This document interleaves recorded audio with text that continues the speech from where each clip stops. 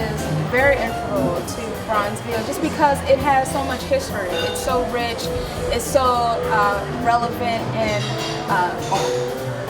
very important to the community because of the history that's there. For example, there's so much rich history in jazz that we need as a young community to remember.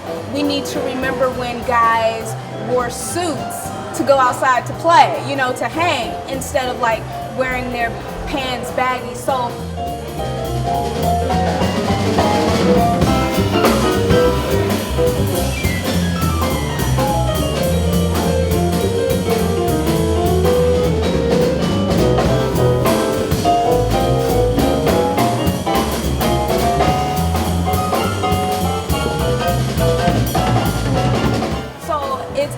it's very imperative that we remember our history, because we don't know where we're going unless we know where we've been.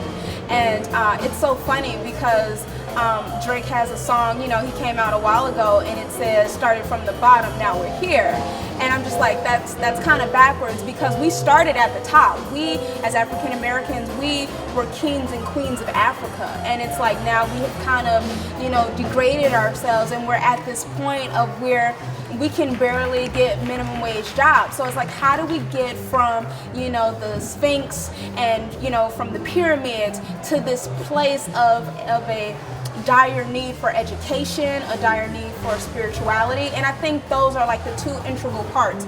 With the music, there lies the education and the spirituality of it all.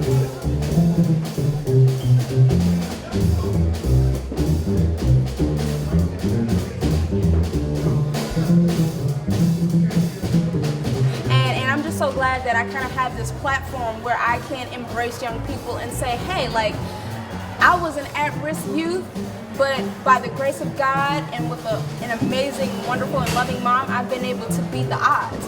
And so can the youth of today, if they just stay focused, know where their help comes from, which is from the Lord. And even if they don't have that parental support, to seek for it in neighborhood communities, outreach programs, or, you know, what have you. There are like so many outlets, but I think that it's very important for people who are in a position of leadership to reach back, because I think that it's a sad state when kids have to look for mentoring.